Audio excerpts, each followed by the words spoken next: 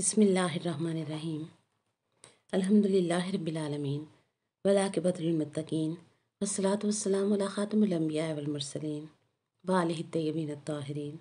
السلام علیکم۔ امید کرتی ہوں خوشبو قرآن کے ہمارے ساتھی سب خیر و عافیت میں ہوں گے۔ الحمدللہ آج تک کے ہمارے سفر میں ہم نے فکر کی وہ منزل پا لی ہے کہ آقا کریم صلی اللہ علیہ وآلہ وسلم اور ان کی آل پاک کی مودت کا دیا دل میں جلا کر رکھیں تو کوئی چور نقب زنی نہ کر سکے گا۔ کوئی ارادہ بھی کرے گا تو دیا جلتا دیکھ کر سمجھ جائے گا کہ یہاں مالک موجود ہیں۔ نہ صرف موجود ہیں بلکہ دیا جلا کے رکھنے والا بیدار بھی ہے، اسے اپنی حفاظت کا شعور بھی ہے اور اسے احساس ہے کہ اپنا قیمتی مال و متاع یعنی عمل صالح کا نور ہی میری کمائی ہے۔ ایسے باشعور لوگوں کے پاس سے تو شیطان بھی سر جھکا کر خاموشی سے گزر جاتا ہے کہ یہ اپنی دولت کی حفاظت تو کر ہی رہا ہے، اگر اس کو چھیڑا تو کئی اوروں کو بھی باہوش اور خبردار کر دے گا۔ اور جہاں جہاں تسلیم و تعظیم کا دیا بجھا ہوتا ہے وہاں وہاں پر وار کرنے میں شیطان دیر نہیں لگاتا اور اپنی اس ازلی توہین کا بدلہ لیتا ہے جو آدم علیہ السلام کی وجہ سے ہوئی تھی، اور وہ رب کی بارگاہ سے اپنی عبادتوں اور سجدوں سمیت دھتکار دیا گیا تھا۔ اس نے کہا تھا کہ میں اولاد آدم کو گمراہ کروں گا، تیرے صراط مستقیم سے بھٹکاؤں گا، ان کو لمبی لمبی امیدیں دلاؤں گا اور ان کو دنیا داری میں الجھا دوں گا۔ لطف کی بات تو یہ ہے کہ دین سے دنیاوی فائدہ حاصل کرنے والے ملا نے کبھی بھی یہ اعتراض نہیں کیا کہ شیطان کو علم غیب کیسے ہوا، کہ جس وقت اس نے یہ بات کی تھی اس وقت تو بی بی حوا علیہ السلام کا وجود بھی نہ تھا۔ گویا اس کے علم میں تھا کہ آدم علیہ السلام کی بیوی بھی ہوگی اور اولاد بھی ہوگی۔ وہی ملا نبی صلی اللہ علیہ وآلہ وسلم کے علم غیب پر اعتراض کرتا ہے۔ ہمیں بس اس نے یہ سمجھایا کہ شیطان یہ طاقت رکھتا ہے کہ انسان کو بہکا سکے، یہاں تک کہ یہ خوف بھی دلایا گیا کہ بوقت مرگ بھی وہ انسان کو بہکانے کی پوری کوشش کرتا ہے، ایمان ضائع کرنے کی کوشش کرتا ہے، کہ شیطان کا حاضر ناظر ہونا اور ہر وقت بہکانے پر اختیار رکھنا اس نے ہمیں سمجھا دیا۔ اس کے بارے میں کسی کو بھی شک میں نہ ڈالا گیا اور اپنے عظیم محسن اعظم آقا و مولا جناب محمد رسول اللہ صلی اللہ علیہ وآلہ وسلم کے بارے میں ملا نے ہمیں شک میں ڈال دیا، گویا جیسا کہ ان کو تو 63 سال تک کے لیے ہی راہبری کا مقام دیا گیا تھا، اور یہ بات تو اللہ کریم کے عدل کے بھی خلاف ہے کہ وہ بہکانے والے کو آزاد چھوڑ دے، اسے بہکانے کا اختیار دے دے اور پھر اس پر ترا یہ کہ وہ نظر بھی نہ آئے، لیکن اپنے بندوں کے ایمان اور نور کو بچانے والا کوئی نہ رکھے، یہ اس کے عادل ہونے پر تہمت لگانا ہے۔ نبی پاک صلی اللہ علیہ وآلہ وسلم بچانے پر قدرت رکھتے ہیں، سنبھالنے پر قدرت رکھتے ہیں، ان کو اختیار دیا گیا ہے، ان کی بارگاہ میں حاضر ہو کر استغفار کرنے سے رب توبہ قبول فرما لیتا ہے اور ہمیں بخش کر ہماری حفاظت فرماتا ہے۔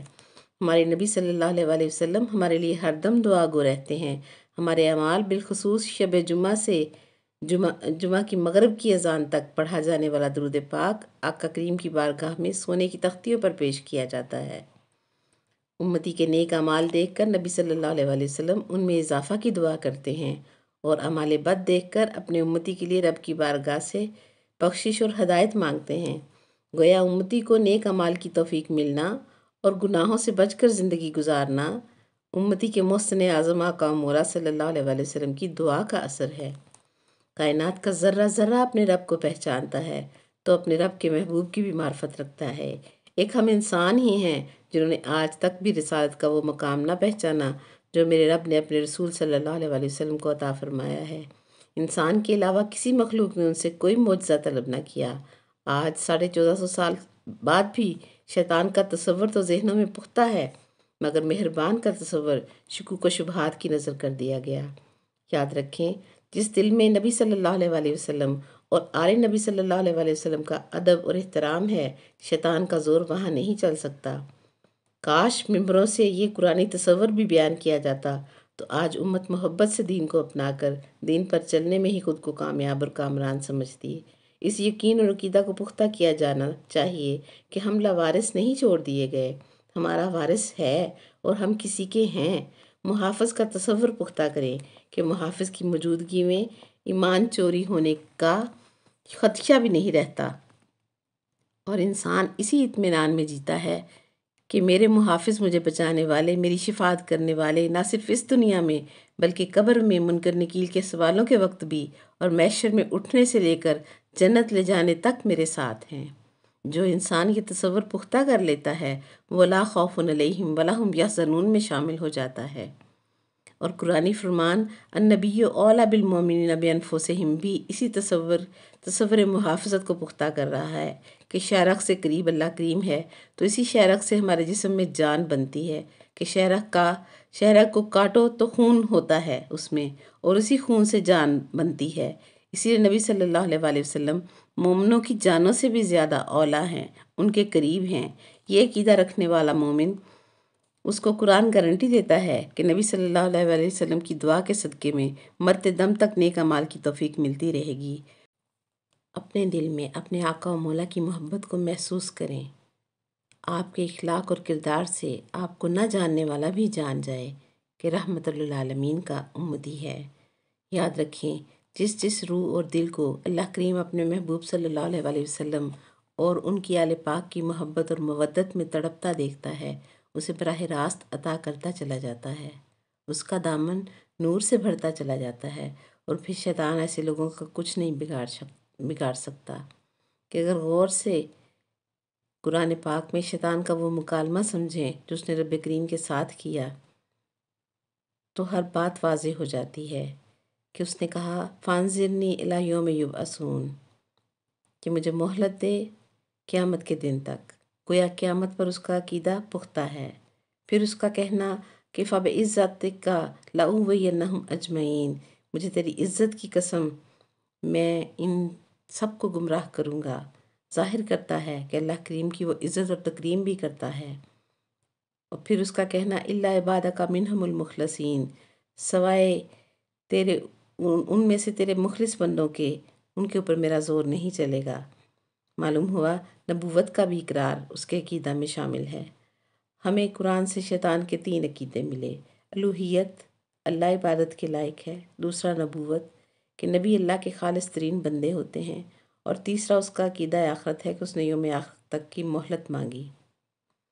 شیطان کے عقیدے میں اللہ کریم کی صفت عدل پر یقین نہیں ہے کہ اگر اللہ نے اسے بہکانے کی مہلت دے رکھی ہے تو یقیناً اپنے بندوں کے ایمان بچانے کا بھی انتظام کرے گا۔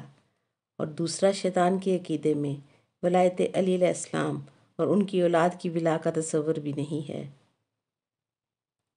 اور دنیا دار خود پرست ملا جو دین کے نام پر دنیا کما رہا ہے وہ بھی اسی کی ڈگر پر ہے، وہ بھی ابلیسیت جو ہے وہ پھیلا رہا ہے۔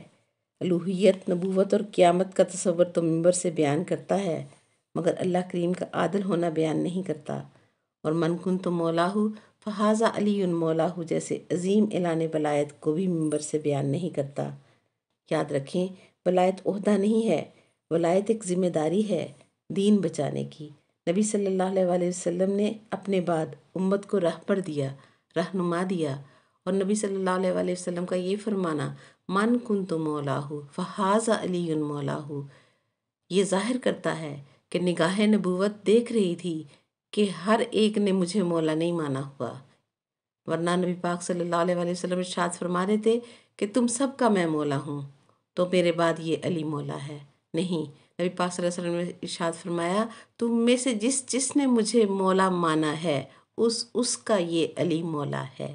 گویا ولایت علی کا اقرار کرنا اور علی علیہ السلام کو اللہ کا ولی ماننا در حقیقت محمد رسول اللہ صلی اللہ علیہ وآلہ وسلم کی رسالت کا سچے دل سے اقرار کرنا ہے۔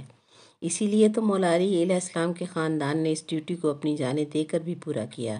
خود مولا علی پاک نے مسجد میں دوران نماز سجدہ کی حالت میں سر پر ضرب کھائی اور فزت برب الکعبہ کی صدا لگائی۔ مولا حسن پاک نے معاویہ سے معاہدہ کر کے اپنے نانا کی امت کو خون ریزی سے بچایا، اور مولا حسین پاک نے اپنا کنبہ زیر خنجر شہید کروا کر اس فرض کو ادا کیا۔ اور جب مولا علی کے بیٹے شہید کر دیے گئے تو دین کی حفاظت کا ذمہ مولا علی کی بیٹی بی بی زینب سلام اللہ علیہا نے لیا، اور اپنے خدموں سے یزید کو للکارا اور واضح کر دیا کہ اگرچہ میرا بھائی حسین شہید ہو گیا مگر سن لو، اذان میں آج بھی نام میرے نانا کا لیا جا رہا ہے۔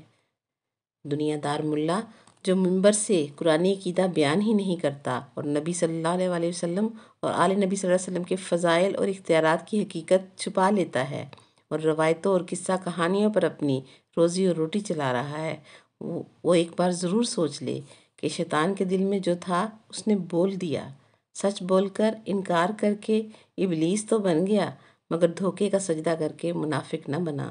معلوم ہوا منافق کا مقام ابلیس سے بھی گرا ہوا ہے۔